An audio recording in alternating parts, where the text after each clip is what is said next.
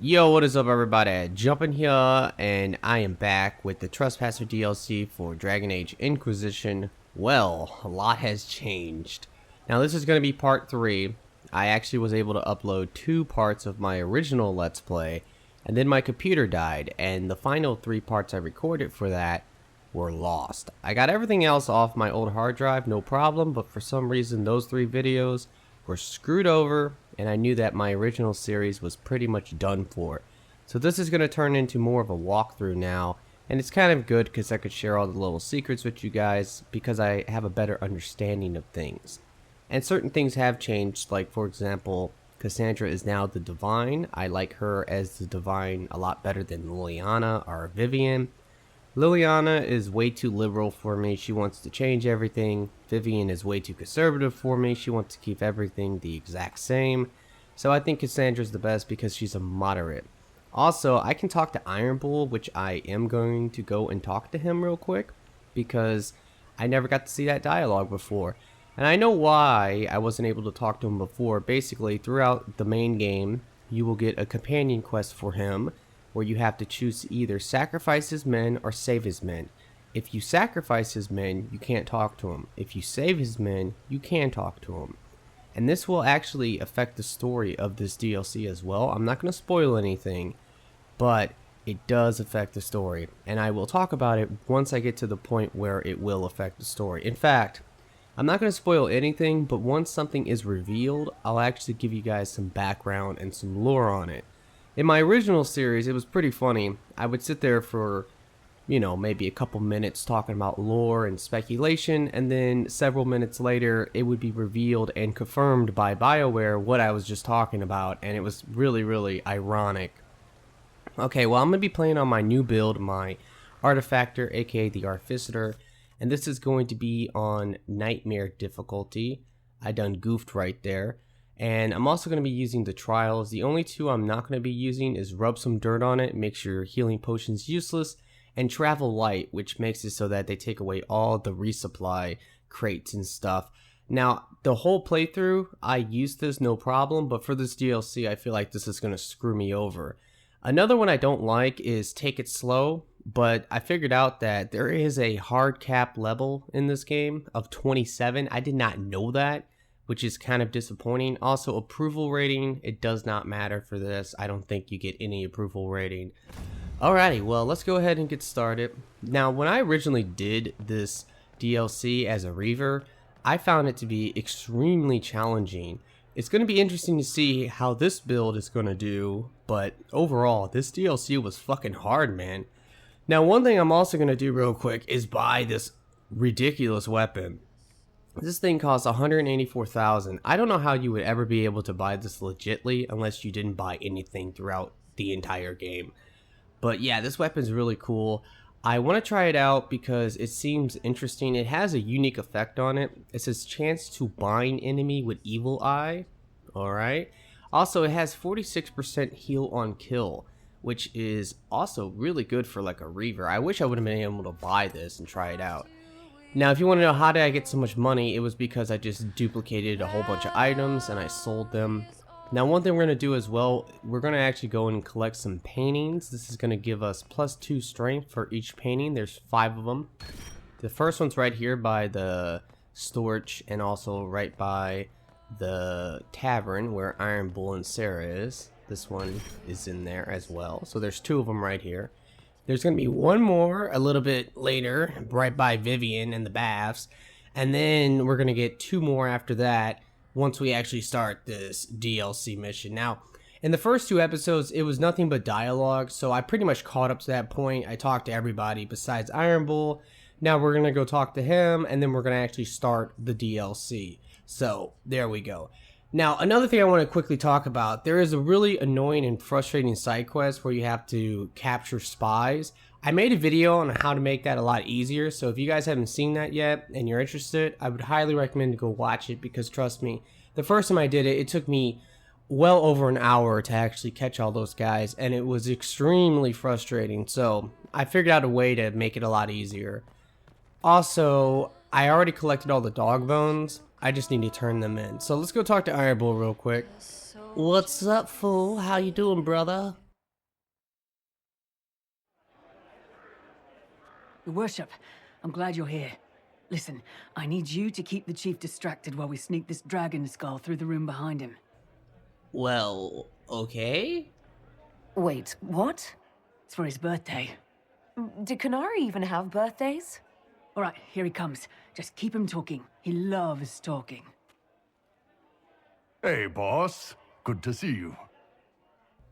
How you doing, bro? Oh, whoa, look at this. Looks like you have to have all the Inquisitor perks. And you can also give up. Alright, well, whatever. Do you think news of the Exalted Council could affect the lyrium shipments from Orzammar? Maybe.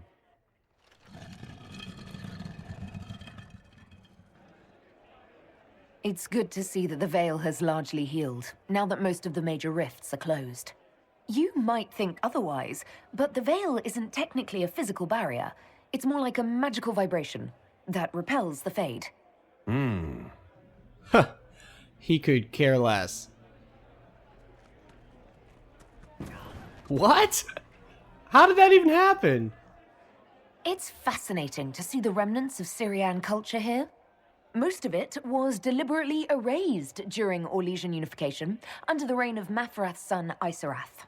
Oh my god, who the hell cares?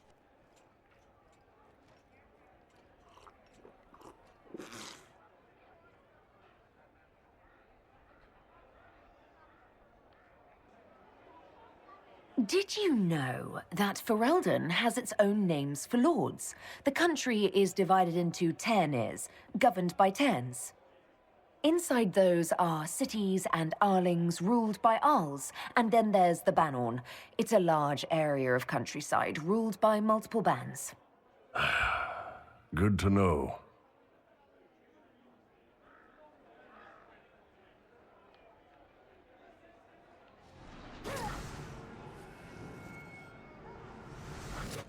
What? What was the point of that? Well, good job, guys. Anyway, poor Iron Bull. I am boring him to death. I'm sorry, I can't do this. Sure you can. They must have that thing almost across the room by now, right? Ben Hasrath, remember? Surprise! Happy birthday, Chief! Oh, you guys. You got me. Aww, that's pretty sweet. He pretended like he didn't know. Naha naha. Alright, well, let's go get this last painting. I'm gonna turn in the dog bones, and then we will actually start this DLC. Yeah. Alright, so the dog's right over here. Now, if you want to get all the dog bones, just run around and just look for them. They're spread out, but they're pretty easy to find, so I just need to turn in, like, one more, I think. There we go. Now, this is gonna get you a weapon. I haven't tried the weapon, but I'm sure it's pretty cool. The DPS on it is just way too low for me, but the effect sounds amazing. And the effect is chance to inflict bees on target. That sounds freaking awesome. Now later on, you're gonna get a Fade Touch item that you can apply to any custom weapon that you want. So when I get that item, I'm gonna totally use it on one of my daggers. Here's the other painting. So that's 3 paintings out of 5, and we're about to get the other 2. So basically, you can do all the spies, all the dog bones, and you can also do, what was the other one I said? It was the paintings. You can do all 3 of those side quests right away, and then the other 2 you have to wait. The final one you have to wait for it to become nighttime, and that one's actually really annoying too. Alright, let's do this. Thank you, Your Holiness. Now, Artigan, as to your concerns... The Inquisition established an armed presence in Ferelden territory. You outright seized Caer Bronach in Crestwood. Yes, from bandits. Would you like us to give it back to them? Your help was appreciated 2 years ago, Inquisitor. Now order has been restored, yet you remain. Invading under pretext of restoring order is exactly what the Grey Wardens did to us centuries ago, and we exiled them. Now the Inquisition is doing the same thing with Grey Wardens in their ranks. Your concern is ill-founded. The Grey Wardens have proven their worth time and again. Of course Orlais tolerates this interference. The Inquisition is the only reason Gaspard sits upon the throne. Rest assured, Tegan, the Empire of Orlais will not stand idle if the Inquisition oversteps its bounds. Unlike Ferelden, however, Orlais understands that these were the well-intentioned mistakes of a young organization. An organization in need of a guiding hand. Yours, no doubt. Pardon me, Inquisitor. Sister Leliana asked to speak with you in private. Alrighty, well, they were boring me to death. Anyway, now one thing that's really interesting, if you choose to make it so that the leaders of Orlais will work together and not, like, oppose each other, that seems to be the best way to go about it, at least in that mission. For some reason, the guy will actually take the throne, where in the actual game, the woman, the Empress, she remains on the throne. So I don't know what happened there. Maybe it's a mess up or something, but it's kind of lame because I wanted her to keep the throne. Alright, we're gonna be nice about this. My apologies. An urgent matter has come to my attention. Ambassador Montillier, can you handle this for a short while? Of course, Inquisitor. This is highly irregular. Are we not even worth the Inquisitor's time? No, you are not, bastard.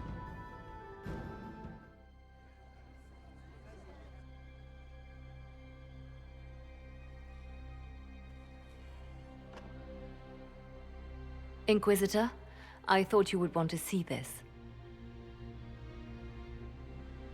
A Canary warrior in full armor. How did he get into the Winter Palace? I don't know. Interesting. So, what would the left hand of the Divine see when she looked at this? This is a warrior, not a spy. Part of the Antam, the Canary military. Most of his wounds come from a fight against someone using magic, but at least a few are from a blade. He was badly hurt, separated from his allies, and made it here before he died. But how? Would the Iron Bull know anything about this? I asked, and he is as surprised as we are.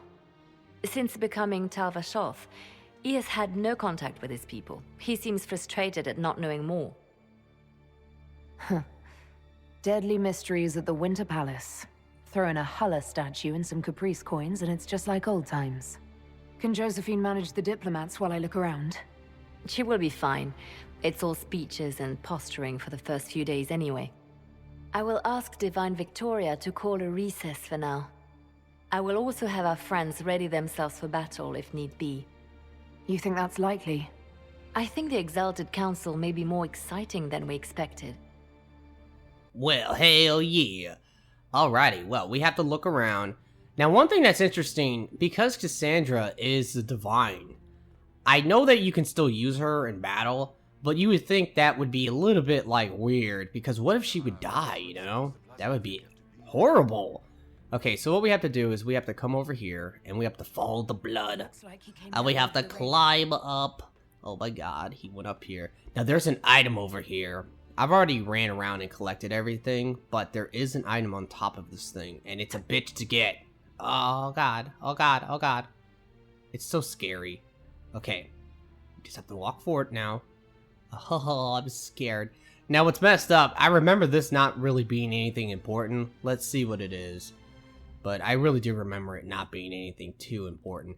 You get a lot of these weird items. I don't know what they do though. I'm gonna actually look that up, because I have collected all of them so far, and I want to know, do they do anything? Because I know I can sell them, but they're not worth much money, so you would imagine maybe you can use them for something to get an item or something else. I don't know.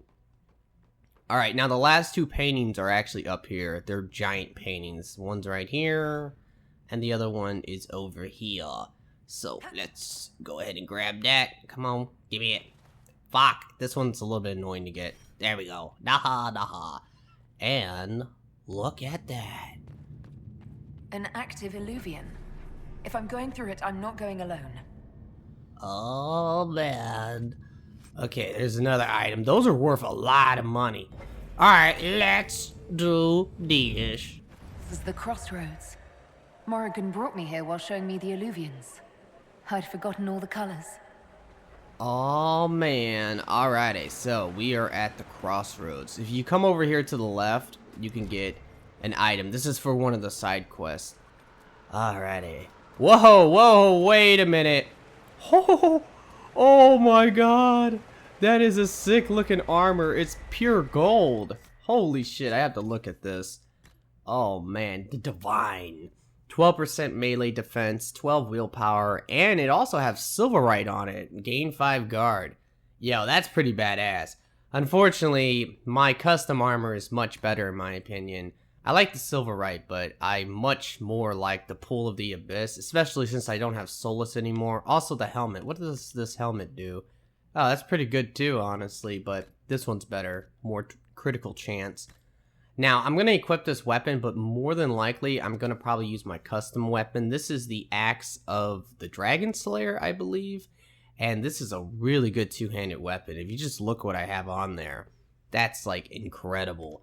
Anyway, but we're going to try out this weapon because it's so ridiculous. This one actually does more damage, but that's because of the rune, I believe. Where this one, I don't think you can put a rune on it. That's kind of a shame.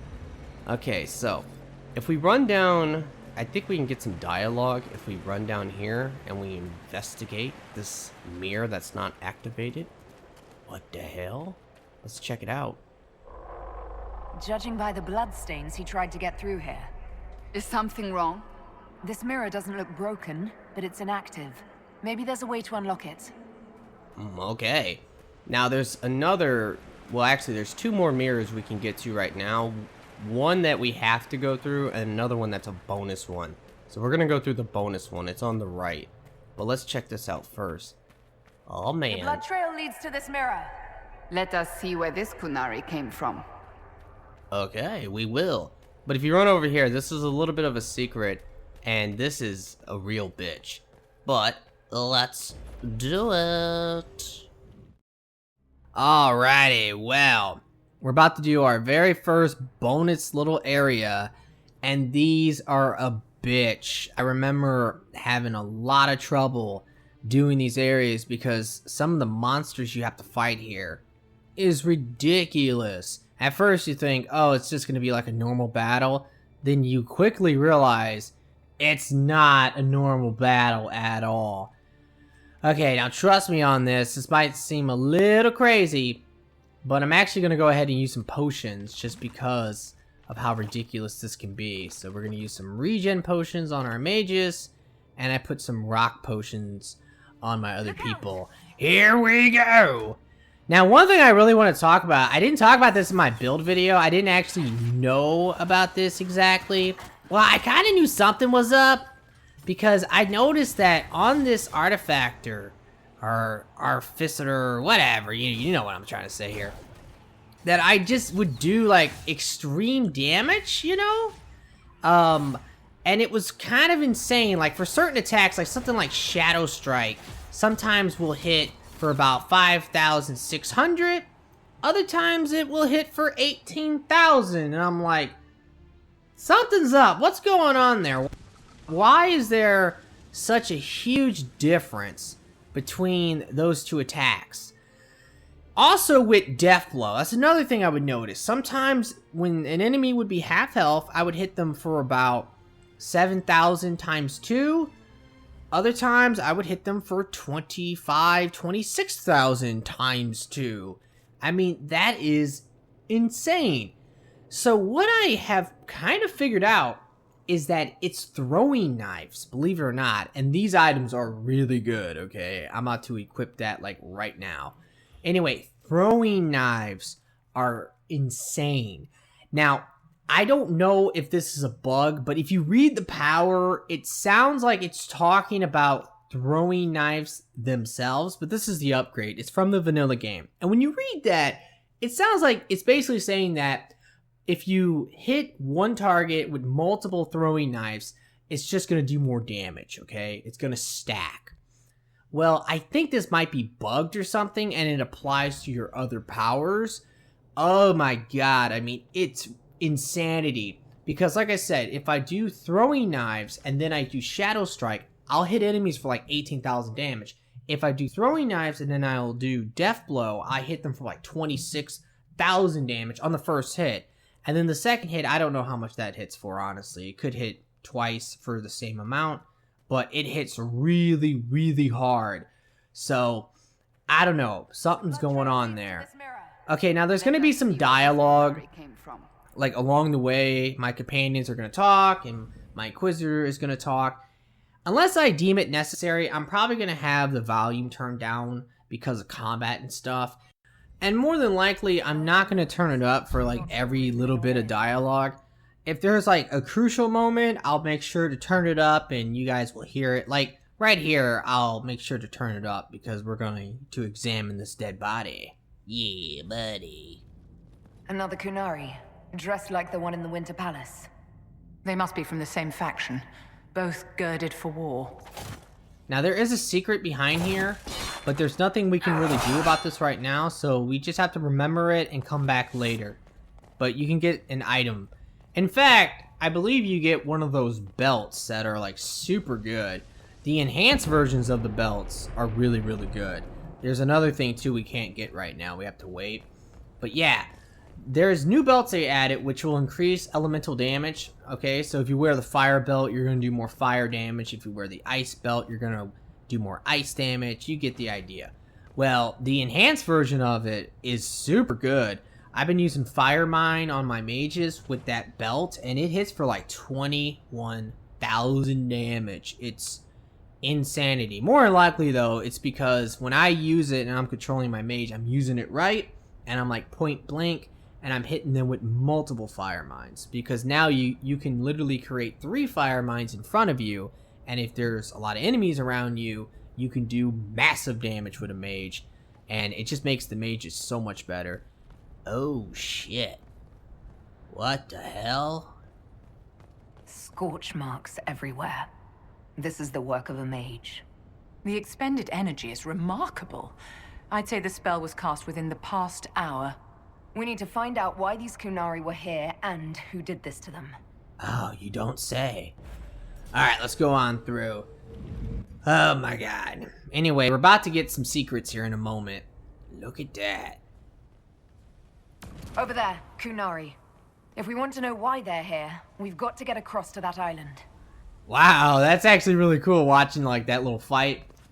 Anyway, we're about to get some secrets here, but more than likely I'm going to end the episode before we actually get into like the reveal. Because if I remember right, they're actually going to reveal something pretty major in a moment. And we're also going to get our power, which is an amazing new power they added. It's so fucking cool, and it progresses as you play. Okay, let's come up here. Hello? The elves bound a spirit here. It feels old. Very old. What does it want?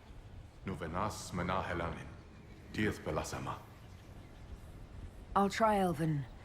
Andaran Atishan Sadaran.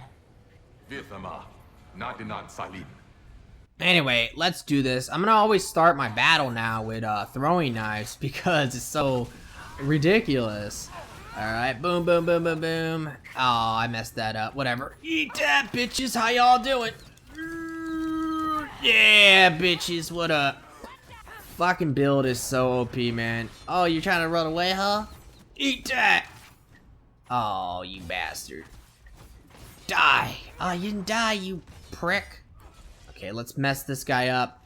Okay, you guys should see the damage. Let's see. Boom. Okay, that time it was only 4,000. Kind of disappointing. Ow!